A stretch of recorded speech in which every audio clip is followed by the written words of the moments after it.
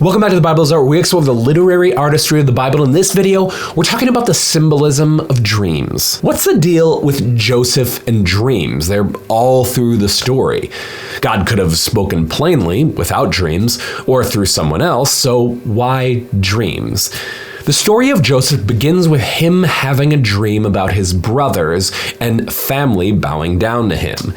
And there's a helpful tool we can learn here, and that's that whenever we don't understand something, it's often because we haven't understood something that has already happened. So in our story, if we're trying to understand the meaning of dreams, then we have to ask the question, have we seen dreams before in the Bible? And of course the answer is yes. There has been one dream prior to this, and that was with Jacob. If you remember, Jacob deceived his brother, and then he had to flee to the land of Canaan to go to his uncle because his brother Esau was trying to kill him. And on this journey out, between his home and the place where he's going, he has a dream.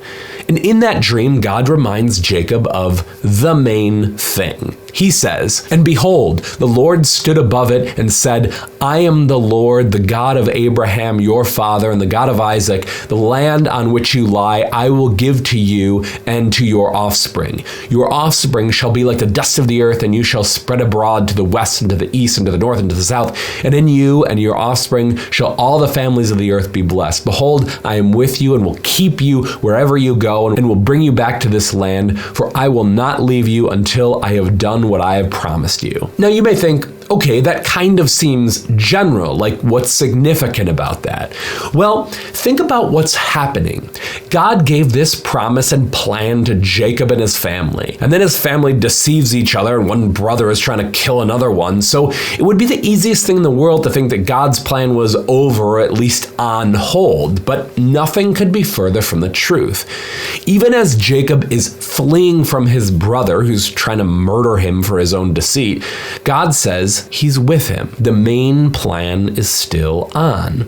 This was just like Adam in the garden. God told him to subdue and rule the world. So Adam was probably getting ready to leave the garden and start conquering the world for God. But before that even happens, a snake slithers into his house and starts talking to his wife. When I was reading the story, I thought he would leave the house, encounter a lion, tame it, maybe build some nice steps up to Mount Eden. But nope, God was working even in these unexpected situations. So the dream happened when there was a division amongst brothers, and it happened in liminal space. That is, between home and his destination, in between space. That's what liminal means. But it was not only physical liminal space, but also social liminal space. It was between his immediate family and the unknown family to which he was going. This is mirrored in the nature of dreams.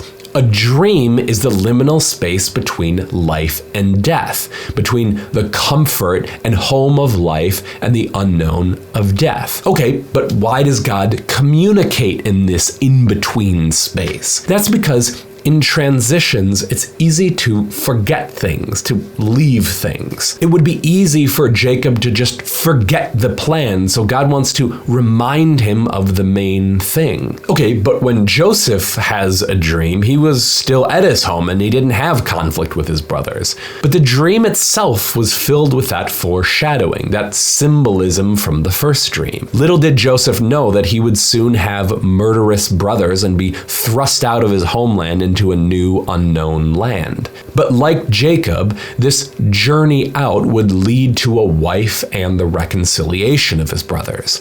So be attentive in transitions, in the in-between spaces. God probably wants to tell you something or remind you of something that you've forgotten. And that, my friends, is why the Bible is art. Thanks so much for checking out the video this week. I really do appreciate it. If you'd like to support the channel, you can do so at patreon.com/thebiblesart.